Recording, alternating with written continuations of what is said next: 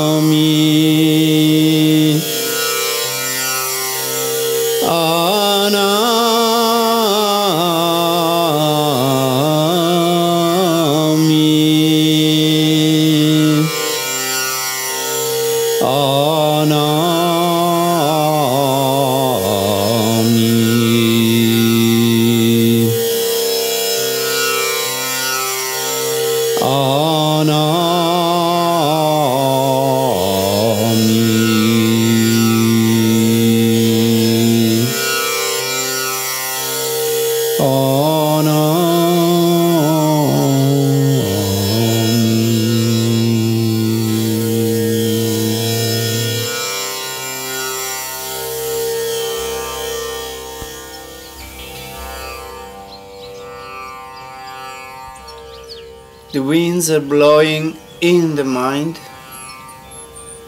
heading to the past or the future, never resting in the living present.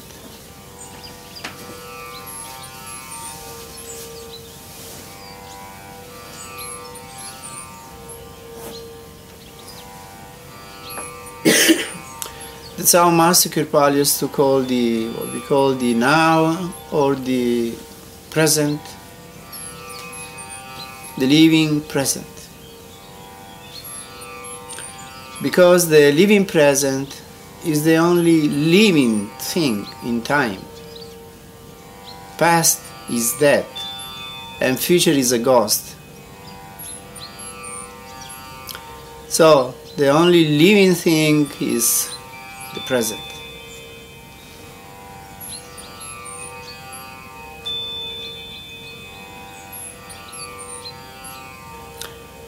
Therefore, the challenge for we human beings is that of not allowing ourselves or not allowing our mind to carry us into the past and the future, but stay in the living present and try to be conscious and aware of what's happening just now.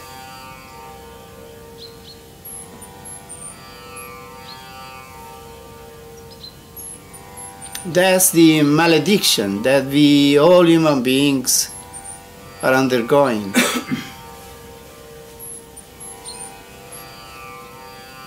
To always live in the past or the future.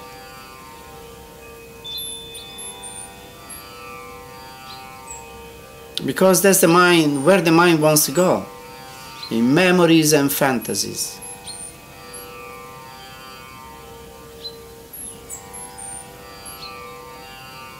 But we, as the masters of the mind, we should teach this crazy boy to be quiet and be just here and now, in the living present.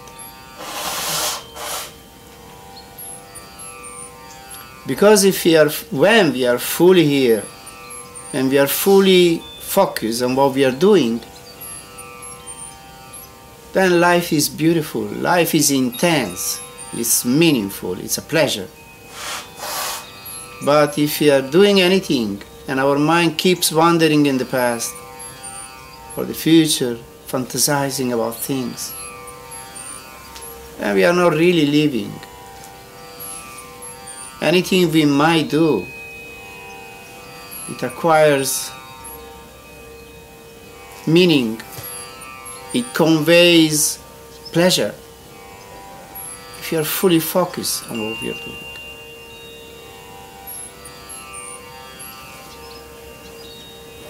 So that's the art of living, really.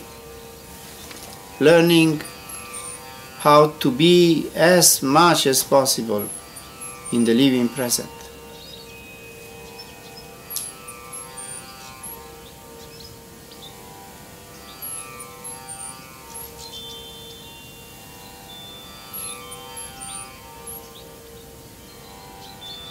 So for this we need to control this mind, keep a stop to this wandering. And the way is to be well focused on what we are doing.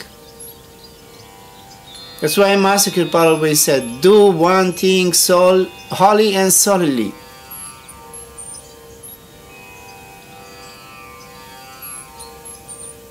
It might be meditation, it might be work, it might be singing, it might be eating, it might be anything. If we do it with our full concentration, then it's just another life.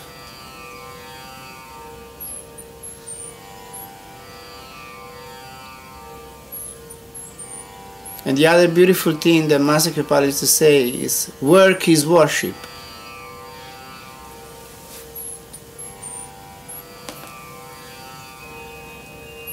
If you do it with full concentration.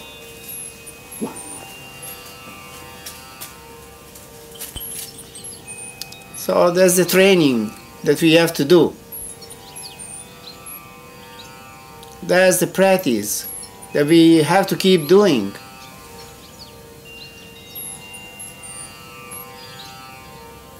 And if you get busy with this work, then there is no motive for being bored or being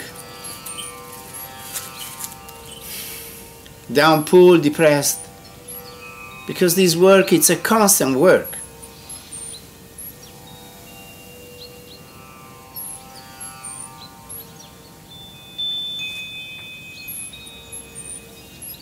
As busy ourselves doing the Simran, instead of wandering in useless thoughts, because it's not the same doing the Simran and thinking about useless things. Simran, it's a charged something that charges up the whole being and enlightens the mind.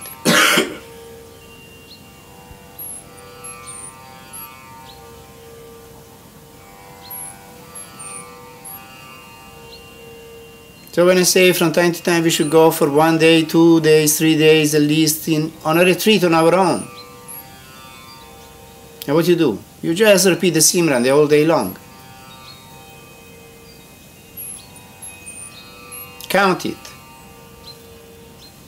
3,000 Simran per day, 6,000 Simran per day, 12,000 Simran per day. Then you see what happens.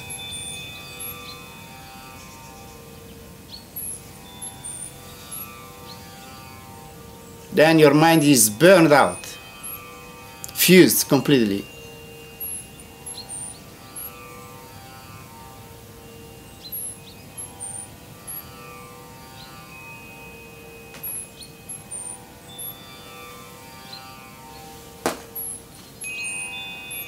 It also requires training.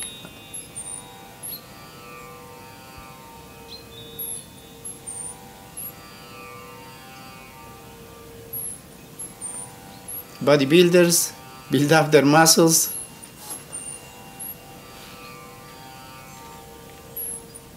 A seeker of truth builds up its capacity to control this crazy mind.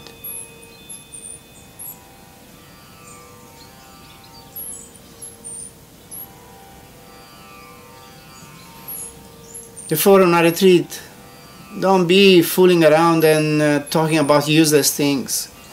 Get busy, repeat the Simran. That's why we go on a retreat, not to talk about foolish things. We do it every day. You don't need to do it here. Here we do something else. Mantra repetition. Singing of bhajans, trying to pierce the dark veil and find the light. That's what we have to do on a retreat.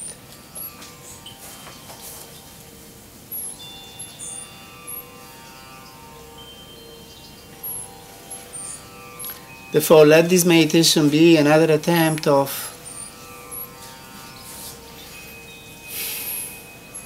stilling the mind, focusing the attention, trying to pierce through the dark veil and find the light.